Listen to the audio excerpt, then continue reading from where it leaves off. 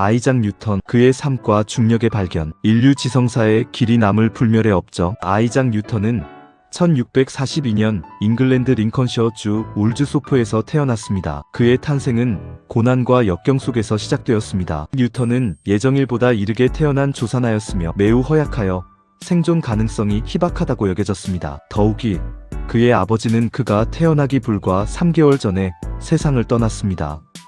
이러한 초기 삶의 비극적인 환경은 뉴턴의 성격과 인생관 형성에 지대한 영향을 미쳤습니다. 그는 유복한 집안 출신이었지만 아버지의 부재는 그에게 깊은 고독감을 안겨주었습니다. 뉴턴의 어머니 한나 에이스코프는 그가 3살 때 이웃 마을의 부유한 목사와 재혼했습니다. 어머니는 재혼 후 뉴턴을 외할머니인 마저리 에이스코프에게 맡겼습니다. 이는 어린 뉴턴에게 큰 상실감과 버림받았다는 감정을 심어주었습니다. 그는 이 시기를 통해 더욱 내성적이고 고립된 성격으로 성장하게 됩니다. 외할머니와의 생활은 안정적이었지만 어머니의 부재는 뉴턴의 정서적 발달에 지속적인 영향을 미쳤습니다. 그는 사람들과의 관계보다는 자신만의 세계에 몰두하는 경향을 보였습니다. 이러한 유년기의 경험은 훗날 그의 학문적 열정과 탐구 정신을 더욱 불태우는 원동력이 되었을지도 모릅니다. 뉴턴은 어린 시절부터 비범한 재능과 호기심을 드러냈습니다. 그는 단순한 장난감을 만드는 것을 넘어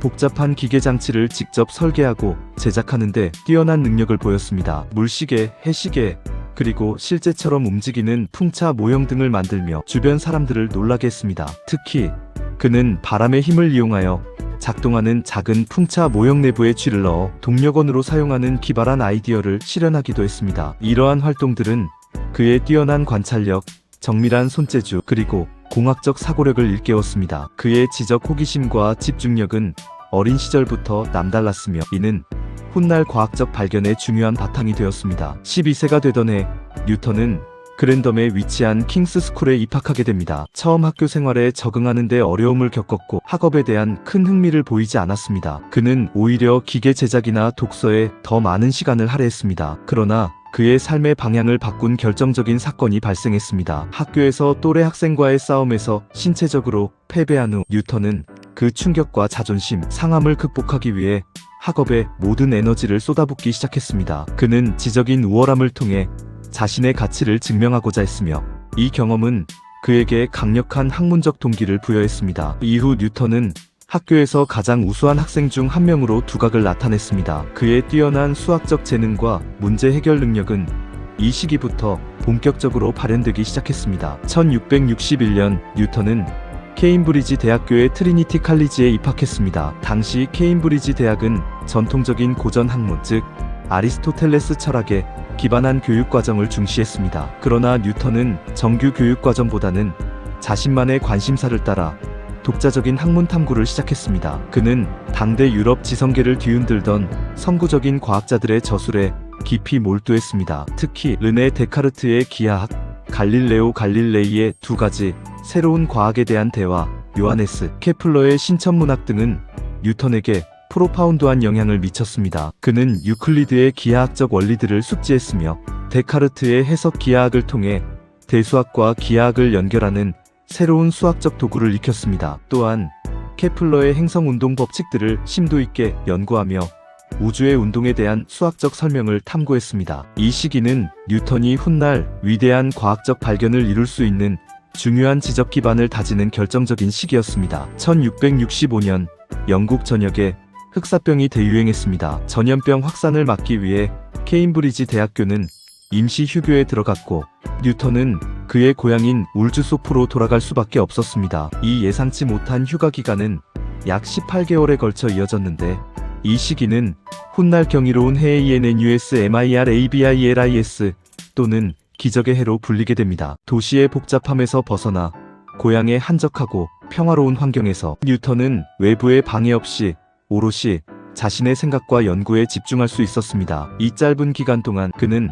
3가지 혁명적인 과학적 업적의 기초를 확립했습니다. 첫째, 그는 미적분학의 기본 개념과 원리들을 정립하여 무한히 작아지는 양과 변화율을 다루는 새로운 수학적 도구를 창안했습니다. 둘째, 그는 빛의 본질을 탐구하여 백색광이 다양한 색깔의 스펙트럼으로 분해될 수 있다는 사실을 프리즘 실험을 통해 발견했습니다. 셋째, 그리고 가장 중요하게는 그는 만유인력 법칙에 대한 초기 개념과 이론적 틀을 마련했습니다. 고향에서의 이 시기는 뉴턴의 지적 역량이 폭발적으로 발휘된 시기였으며 인류 과학사에 길이 남을 위대한 발견들이 잉태된 황금기였습니다. 뉴턴과 사과나무에 대한 일화는 과학사에서 가장 유명하고 널리 알려진 이야기 중 하나입니다. 전설에 따르면 뉴턴이 고향집 정원에 있는 사과나무 아래에 앉아 사과가 땅으로 떨어지는 것을 보았고 이 광경에서 중력에 대한 영감을 얻었다고 합니다. 이 일화의 정확한 사실 여부는 역사학자들 사이에서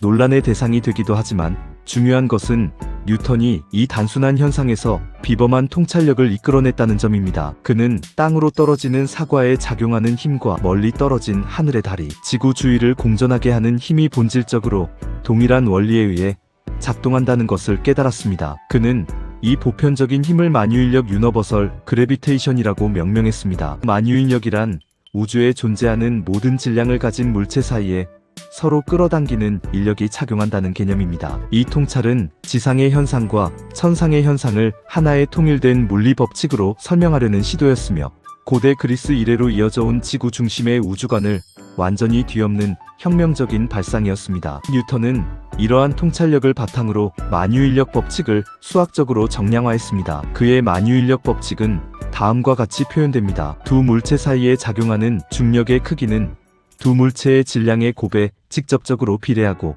두 물체 사이 거리의 제곱에는 반비례합니다. 이 법칙은 FGm이라는 간결한 수학적 공식으로 표현됩니다. 여기서 F는 중력의 크기, G는 만유인력, 상수 m1과 m2는 두 물체의 질량, 아은 두 물체 사이의 거리입니다. 이 정교한 수학적 표현은 단순한 사색을 넘어선 과학적 법칙으로서의 만유인력을 확립했습니다. 이 법칙은 당시 알려진 다양한 자연현상을 설명하는데 놀라운 성공을 거두었습니다. 행성들이 태양 주위를 타원 궤도로 공전하는 케플러의 법칙, 지구와 달 사이의 인력으로 발생하는 조석현상, 그리고 지구상의 모든 물체가 아래로 떨어지는 낙하운동 등 우주와 지구상에서 벌어지는 수많은 현상들이 이 단일한 법칙으로 일관되게 설명될 수 있었습니다. 이는 인류가 우주를 이해하는 방식에 근본적이고 혁명적인 변화를 가져왔으며 자연은 수학의 언어로 쓰여 있다는 갈릴레오의 말을 실현한 가장 위대한 예시 중 하나였습니다. 1687년 뉴턴은 그의 평생에 걸친 연구의 결정체이자 과학사의 가장 기념비적인 저술로 평가받는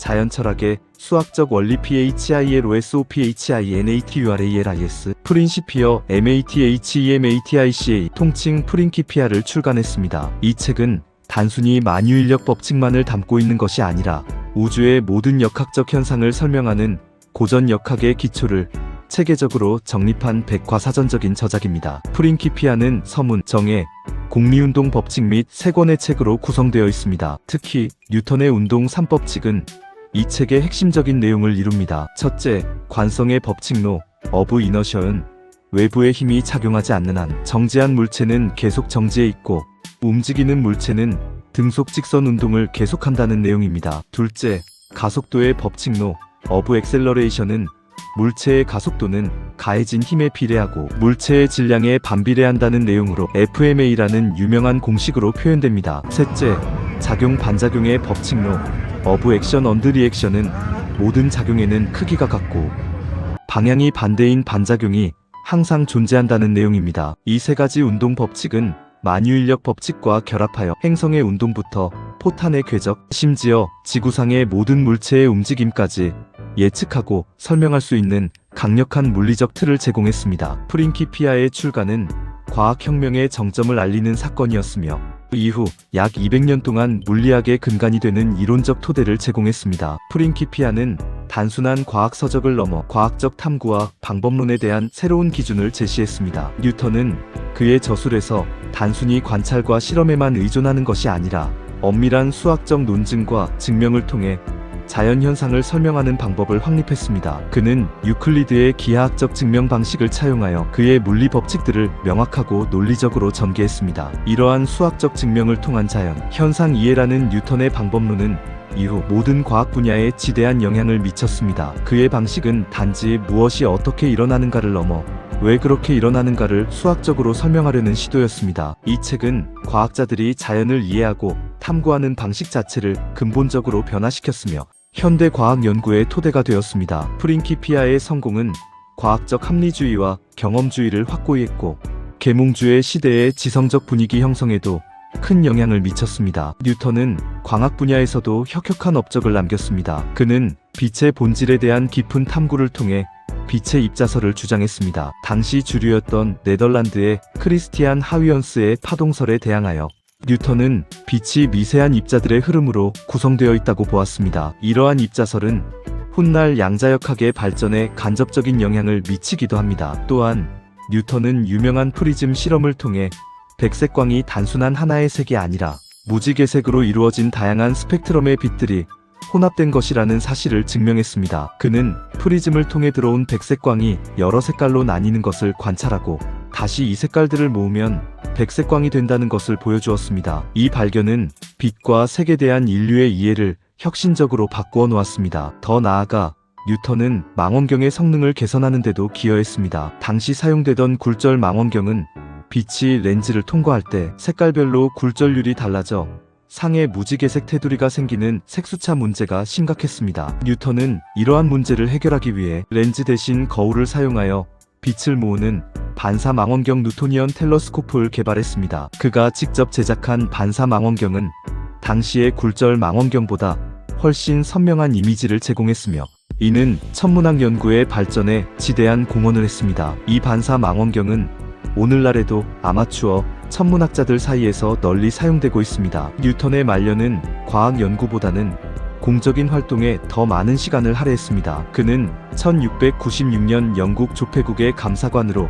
임명되었고 1699년에는 조폐국장으로 승진했습니다. 이 시기 영국은 심각한 화폐 위조 문제에 시달리고 있었고 화폐의 가치가 하락하여 경제 혼란이 가중되고 있었습니다. 뉴턴은 조폐국장으로서 화폐 위조범들을 철저히 단속하고 영국의 화폐 제도를 안정화하는 데 혁혁한 공을 세웠습니다. 그는 위조범들을 직접 조사하고 신문하는 등 열정적으로 업무에 임했으며 많은 위조범들을 처벌하는 데 기여했습니다. 그의 이러한 노력은 영국의 경제 안정에 중요한 역할을 했습니다. 또한 뉴턴은 1703년 영국 왕립학회 회장으로 선출되어 사망할 때까지 24년간 이 직책을 유지했습니다. 그는 왕립학회의 활동을 활성화하고 과학적 연구를 장려하며 영국 과학계의 구심점 역할을 했습니다. 그의 강력한 리더십과 영향력은 과학계를 넘어 당시 영국 사회 전반에 걸쳐 광범위하게 미쳤습니다. 그는 여왕으로부터 기사자귀를 받는 등 생전에 많은 명예를 누렸습니다. 아이작 뉴턴은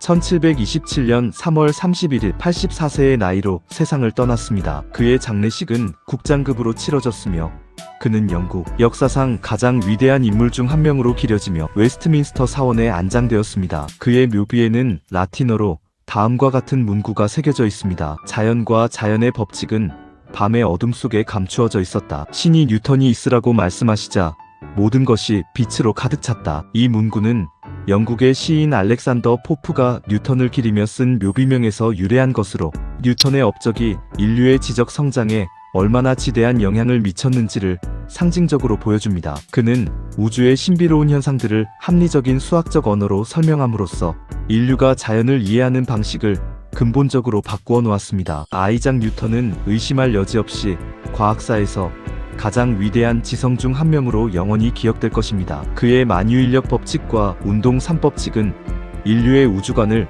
코페르니쿠스 이후 또 한 번 혁명적으로 변화시켰습니다. 그는 고전역학이라는 견고한 이론적 틀을 구축하여 우주의 거대한 행성들의 움직임부터 지구상의 작은 물체의 낙하까지 모든 역학적 현상을 하나의 통일된 법칙으로 설명할 수 있게 했습니다. 그의 연구는 현대 과학의 기초를 확고히 다졌으며 이후 모든 물리학 분야의 발전에 지대한 영향을 미쳤습니다. 뉴턴의 지적 유산은 단순히 이론적 지식을 넘어 과학적 사고방식과 탐구방법론의 전형을 제시했습니다. 그의 통찰력, 끊임없는 호기심, 그리고 엄밀한 수학적 사고는 오늘날까지도 수많은 과학자들에게 영감을 제공하고 있습니다. 그는 단순한 학자가 아니라 우주의 비밀을 해독하고 인류의 지식 지평을 넓힌 진정한 과학혁명가였습니다. 아이작 뉴턴의 이름은 인류 문명의 위대한 성취를 상징하며 영원히 빛날 것입니다. 그의 업적은 과학적 탐구의 본질과 인간 이성의 무한한 가능성을 보여주는 불멸의 증거로 남아 있습니다. 뉴턴의 유산은 단지 과거의 기록이 아니라 끊임없이 진화하는 과학의 미래에도 계속해서 영향을 미칠 것입니다.